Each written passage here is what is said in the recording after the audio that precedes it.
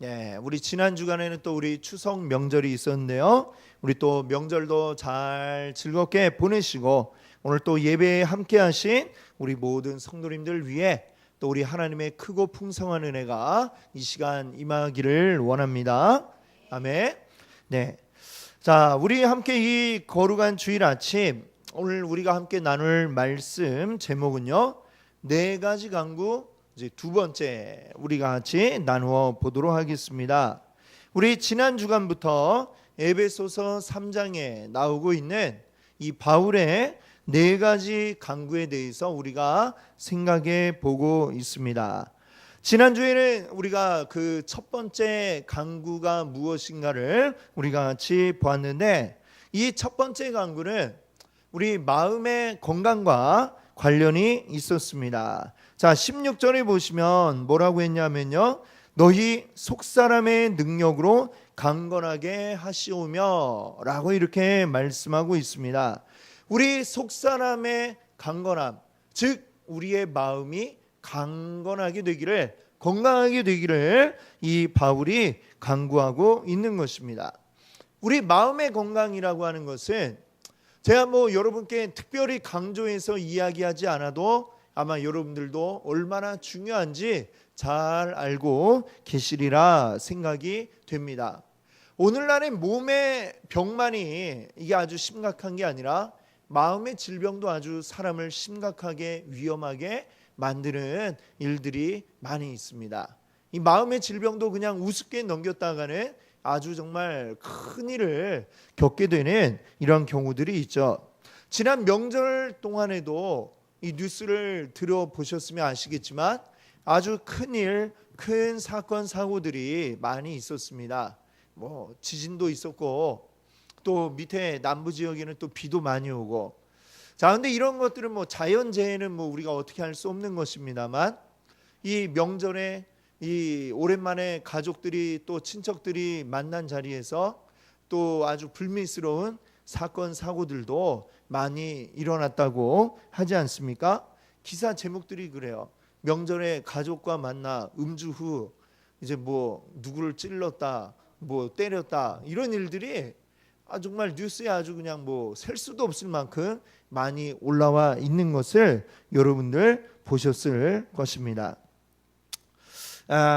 참 이 평소에 이래저래 불만들이 많이 있던 게 이제 모인 자리에서 더군다나 이제 또 술이 한 잔 들어가니까 그냥 폭발해서 나오다 보니까 찔러 죽인다든지 이런 경우들이 있어서는 안 되는 일인데 그런 일들이 생겨나게 된 것이죠.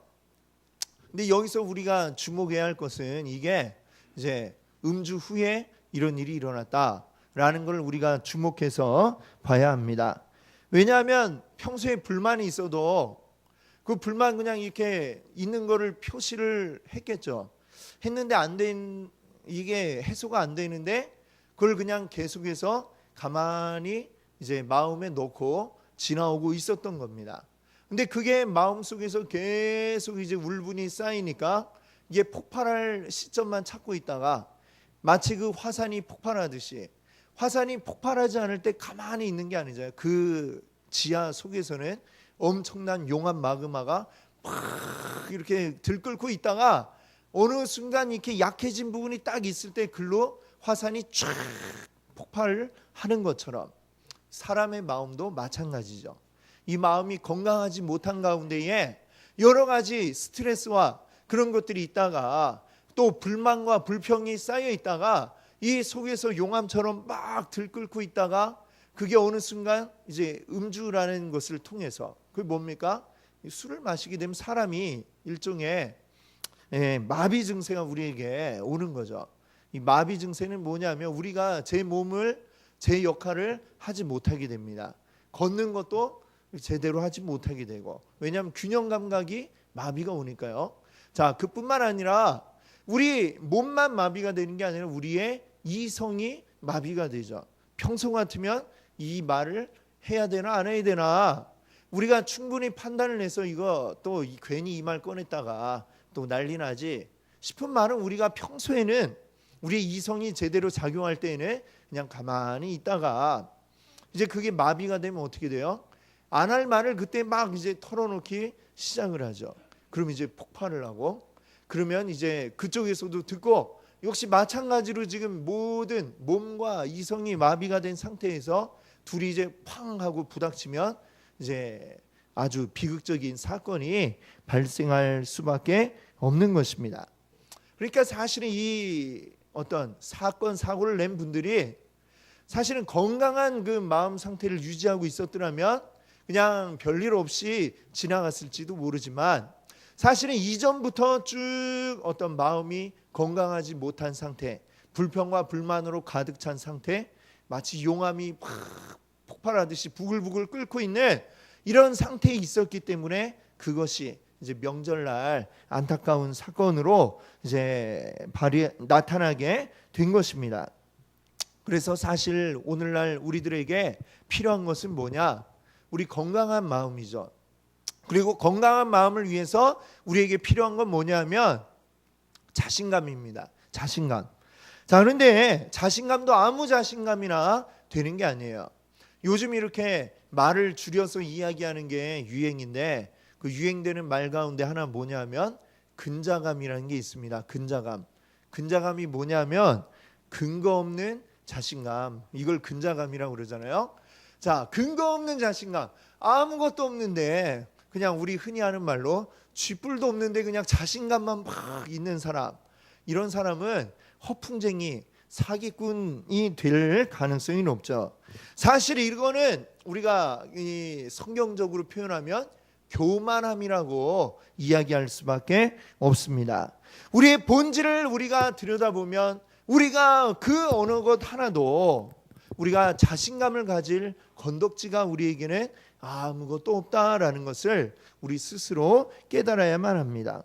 그러면 우리는 아무 내세울 것도 없고 아무 자신감 가질 것도 없으면 그럼 우리 어떻게 삽니까? 근데 우리에게 자신감을 드러낼 수 있는 근거가 우리에게 한 가지 있다라고 제가 여러분께 지난주에 말씀드렸습니다. 그것은 뭐냐? 바로 내가 아니라 내 안에 계신 바로 우리 주님이 우리의 자신감의 근거인 것이죠. 이 세상 모든 만물을 창조하신 하나님, 그리고 그 모든 것 가운데 나를 가장 사랑하시는 하나님, 그 하나님이 우리와 함께 하시고 우리 안에 계시다. 이것보다 더 큰 자신감이 어디 있겠습니까? 더 결정적으로 그 하나님이 바로 우리의 아빠, 아버지시다라고 하는 것이죠. 그게 바로 우리의 자신감의 근거인 줄로 믿습니다. 그래서 바울은 빌립보서 4장 13절에 뭐라고 이야기했습니까? 내게 능력 주시는 자 안에서 내가 모든 것을 할 수 있느니라. 아멘. 그렇습니다. 우리 주님이 우리 안에 계심으로 여러분들 자신감을 가지고 사시는 여러분들 되시기 바랍니다. 아멘. 자, 이제 오늘은 이제 그 뒤에 이 자신감을 가지고 산다는 거, 이게 첫 번째 강구였다고 한다면 이제 오늘 두 번째와 세 번째 강구에 대해서 오늘 같이 여러분께 말씀을 드리려고 합니다.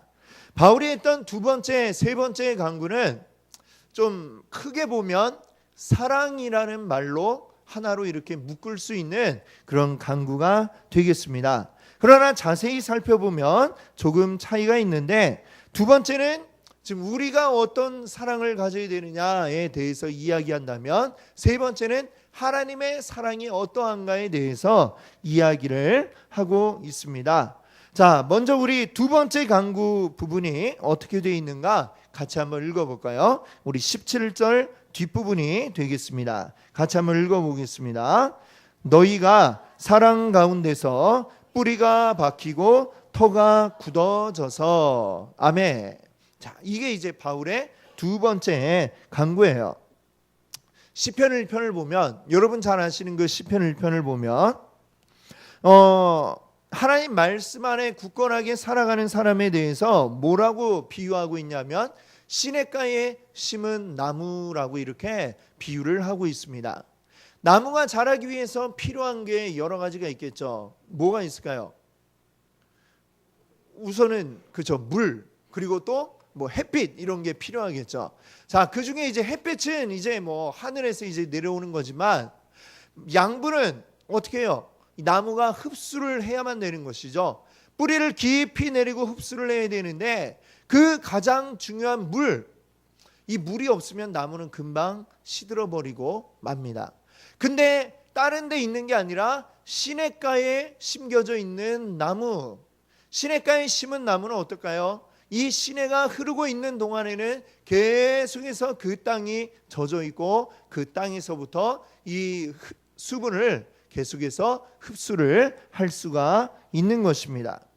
그 시냇가에 심겨진 나무는 비가 오거나 비가 오지 않거나 여기에 상관없이 늘 일정하게 양분을 공급해서 쭉쭉 자라날 수가 있는 것입니다. 외부의 영향을 받지 않는다라고 하는 것은 참 너무나도 중요한 것이죠. 하나님의 말씀 안에 거하는 사람이 바로 그런 나무와 같다라고 이렇게 시편 1편이 이야기하는 것처럼 바울은 오늘 에베소 교회 성도들에게 어떻게 되기를 간구하고 있냐면 사랑 가운데 뿌리가 박혀져라 라고 이렇게 간구하고 있는 것입니다. 자, 그 뿌리가 박혀지는 이것은 좀 우리가 농사와 관련이 있다라고 한다면 그 뒤에 부분에 나와 있는 터가 굳어져서라고 하는 것은 이건 이제 건축과 관련이 있습니다. 건축. 그렇죠? 예수님이 하셨던 마태복음 7장에 나오는 그 비유 가운데 보면 반석 위에 지은 집과 모래 위에 지은 집을 이렇게 비교해서 말씀하고 계십니다. 어느 집이 더 튼튼할까요? 튼튼한 반석 위에 세운 집이 당연히 더 튼튼할 것입니다.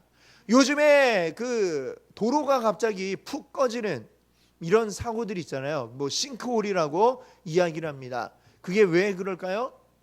그 밑에 집안이 튼튼하지가 못하고 이제 거기에 뭐 무슨 이 하수도관이나 상수도관이 질질 새면서 그 물 때문에 이제 밑에 있는 집안이 점점 가라앉다가 그러다 결국은 아주 뭐 매끈하게 닦아놓은 아스팔트 도로인데도 불구하고 그 밑에 뭐가 없으니까 푹 하고 가라앉는 이런 일들이 생겨납니다. 마찬가지죠. 모래 위에 집을 지어 놓으면 어떻게 될까요? 뭐 처음에 지을 때는 별로 뭐 다듬을 그냥 이렇게 모래 위니까 어때요? 큰 막대기로 하나 이렇게 쓱쓱 하면은 평평해지고 아이고 집 짓기 얼마나 좋습니까? 그런데 비가 오면 어떻게 돼요? 집 지어놓은 그 밑에 있는 모래들이 쓱 물에 쓸려 내려가죠. 그러면 결국에는 어느 순간에는 집이 힘을 받지 못하고 와르르 무너질 수밖에 없는 것입니다. 그러나 든든한 반석 위에 집을 지어놓으면 비가 와도 비는 그냥 줄줄 흘러가지만 반석은 아무런 영향을 받지 않죠. 그 위에 튼튼하게 지어놓은 집은 아무리 비가 많이 와도 그 집은 흔들리지 않고 계속해서 튼튼하게 서 있을 것입니다. 자, 예수님이 바로 그 말씀을 하신 것처럼 오늘 바울도 에베소 교회 성도들에게 너희가 그런 반석 위에 든든히 서 있기를 원한다라고 이렇게 간구하고 있는 것이죠. 자, 그러면 그 든든한 반석은 무엇이냐? 뭐라고 얘기하고 있어요? 17절에 다시 한번 볼까요? 너희가 사랑 가운데 뿌리를 받고 사랑 가운데 그 위에 집을 지어라 라고 이렇게 이야기하고 있습니다. 자, 사랑이 중요한 것인데 자, 여러분 사랑을 잘 알고 계시죠? 예, 사랑도 하시고 우리가 그렇게 살아가고 있습니다. 오늘날에는 우리가 살아가면서 사랑이라는 말을 정말 우리가 너무나도 많이 듣고 있죠. 사랑, 뭐 여기를 가도 사랑, 저기를 가도 사랑, 노래를 들어도 사랑, 드라마를 봐도 사랑, 온통 사랑 천지 가운데서 우리가 살아가고 있는데 정작 우리가 사는 세상에 사랑이 가득한 게 아니라 미움이 가득하고 증오가 가득한 이런 세상을 우리가 살아가고 있는 것은 너무나 안타까운 일입니다. 홍수가 나면 물이 가득한데 온 천지가 다 물인데 오히려 마실 물이 부족하지 않습니까? 그것처럼 오늘날 사랑이 가득하게 흘러 넘치고 있는 것처럼 보이지만 그 가운데 정작 진짜 사랑, 참된 사랑은 극히 찾기 어려운 그러한 세상을 우리가 살아가고 있습니다. 자, 사랑한다고 했다가 헤어져 이러면은 어떻게 나보고 헤어지자고 그래 하면서 찾아가서 때리거나 폭력을 행사하는 이런 일들이 많이 들려지고 있습니다. 그런 것은 뭐예요? 한때 사랑처럼 보였는데 진짜 사랑이 아닌 것이죠. 사랑이 아니라 변질된 그런 사랑이라 얘기할 수 있습니다.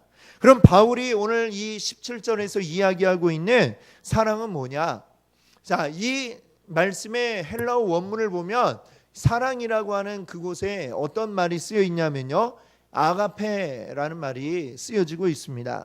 성경은 하나님의 사랑을 이야기할 때에 아가페라는 단어를 이제 썼습니다. 아가페, 여러분들 많이 들어보셨을 겁니다. 하나님의 사랑을 우리가 아가페라고 하는데, 이 사랑이 과연 어떤 사랑이냐? 어떤 주석가는 이 아가페를 이렇게 정의했네요. 사랑의 대상이 가장 잘 되도록 힘쓰는 것. 이걸 이제 아가페라는 말로 이제 정의를 내렸습니다. 내가 사랑할 때 그 대상이 가장 잘 되게 하도록 힘쓰는 것. 때로는 내가 손해를 봐도 그 대상을 위해서 내 손해를 감수할 수 있는 게 이게 바로 아가페의 사랑이죠. 하나님의 사랑은 어떻습니까? 우리를 너무나도 사랑하셔서 우리를 위해 그 목숨까지도 내어 놓으시는 사랑, 바로 이것을 우리가 아가페의 사랑이라고 이해를 하고 있습니다.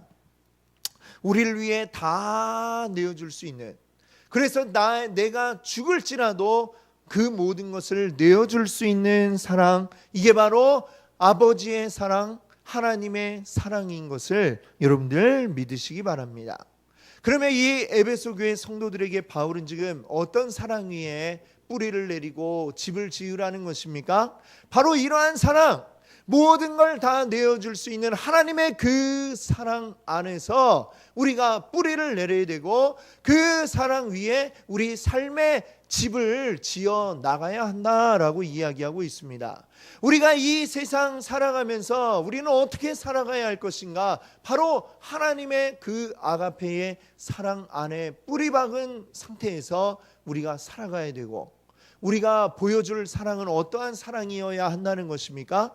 아가페의 사랑을 똑같이는 못하더라도 흉내는 내면서 우리가 살아가야 한다고 바울은 이야기하고 있는 것입니다.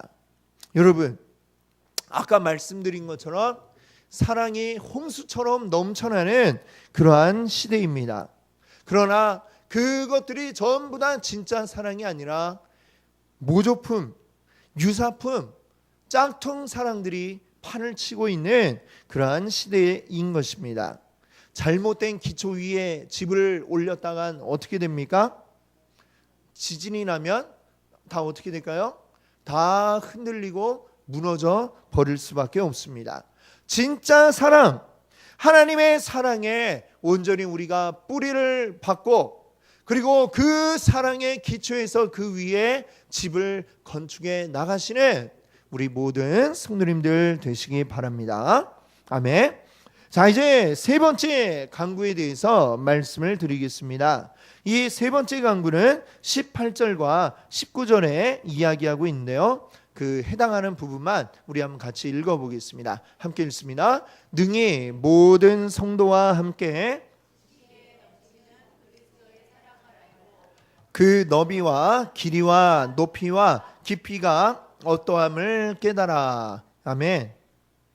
앞에 두 번째 강구에서 이야기했던 그 사랑은 하나님의 아가페 사랑이다, 이 말씀을 드렸습니다. 그리고 그 사랑에 뿌리를 받고, 그리고 그 사랑 위에 이제 계속해서 자라가라 라는 게 이제 바울의 강구였는데요, 이제 이 세 번째 강구는 뭐냐? 그 사랑을 우리가 온전히 체험해서 경험해서 알아야 된다라고 이야기하고 있는 것입니다. 자, 우리가 구체적으로 알아야 할 그 사랑이 뭐냐? 바로 그리스도의 사랑이라고 이야기하고 있는 것이죠. 우리 죄를 위해서 목숨까지 내어주셨던 바로 그 그리스도의 사랑, 이 사랑을 바울이 설명하고자 하는데 어떻게 더 잘 설명할 수 있는 그런 말들이 생각나지 않는 거예요. 이걸 어떤 말로 이걸 감히 표현할 수 있겠나라는 생각이 바울에게 들었습니다. 내가 100마디 말하는 것보다 여러분이 직접 경험해 보시는 게 그게 더 좋을 겁니다 라고 바울이 이야기하고 있는 거예요. 그래서 바울이 에베소 교회 성도들이 충분히 깨달아 알기를 원한다라고 이렇게 강구하고 있는데 어느 정도로 알기를 원했냐면요, 요 19절에 이야기하는 것처럼 그 너비는 폭이죠. 그리고 그 길이와 또 높이와 깊이가 어떠한가라는 것을 제대로 다 알아서 그것을 경험하기를 원한다라고 바울이 이야기하고 있습니다. 요즘에 이제 뜨고 있는 게 뭐예요? 3D가 뜨고 있잖아요. 그렇죠? 영화도 3D 영화가 있고요. 집에서 우리가 보는 TV도 보면 3D TV가 많이 보급이 되어 있습니다. 요즘에는 프린터도 3D 프린터라는 게 뭐 나와 있고 많이 보급이 되고 있는 가운데 있죠. 이 프린터를 한번 생각을 해보세요. 제가 예전에 대학에 입학할 때가 92년도였는데요. 그때는 학교에 전산과가 있긴 있었는데 전산과에 입학한 학생이 컴퓨터를 학교 와서 처음 보는 그런 때였습니다. 92년도만 해도. 그때에 이제 학교 밖에 뭐 컴퓨터 이렇게 놓고 출력할 수 있는 그런 가게가 있는데 전산과 92학번 이제 학생인데 이거 프린터 어떻게 하냐고 아저씨한테 물어보고 막 이러던 때가 그때였어요. 그때에 이제 학교에 과제물을 리포트를 이제 낼 때에는 대부분 그냥 손으로 써서 내던 시절이 그때는 이제 그랬습니다. 근데 한 1년쯤 지나니까 한 93년도쯤 되니까요. 이제 거의 다 막 이제 컴퓨터로 뽑아서 내는 그런 때가 됐어요. 근데 그때에 이제 출력을 하려면 집에는 컴퓨터가 없으니까 그런 걸 이제 출력해 주는 데가 있었거든요. 근데 가면 이제 내가 탁 한 대로 이제 쫙 이제 내용물이 나와요. 요즘엔 너무나 이게 정말 일상적인 일이지만 그때는 얼마나 신기했는지 모릅니다. 그때는 막 내가 쓴 게 이렇게 쫙 돼서 나오니까 꼭 마치 책처럼 이렇게 나오는 걸 보면서 우와, 참 세상 좋아졌다 이렇게 생각을 하던 때가 있었어요. 지금 생각하면 참 우습죠. 우스운데 그때는 그랬습니다. 근데 그때 프린터가 어떤 거냐면은 이제 도트 프린터라고 그래가지고 점이 이렇게 탁탁탁탁 찍혀가지고 글자 하나 여러 개 점이 이제 쫙 찍혀서 글씨 하나가 이제 나와요. 그럼 한 줄에 하나 이게 찌익 가고 이런 소리가 이제 한참 들렸죠. 한 장 나오는데도 시간이 굉장히 걸리고요. 그때는 그렇게 했어요. 근데 좀 시간이 지나니까 그때만 해도 이제 글씨를 탁 뚫어지게 쳐다보면 그 찍혀 있는 점들이 다 눈에 보이고 그랬잖아요. 시간이 지나니까 그 점들이 더 미세하게 이제 되면서 점을 내가 인식할 수 없게 아주 깔끔하게 글씨가 나오기 시작하고, 그러면서 이제 사진 같은 것도 이제 찍은 것을 그대로 출력하기도 하고. 근데 그때는 어땠어요? 흑백으로만 이제 뺄 수가 있었죠. 흑백.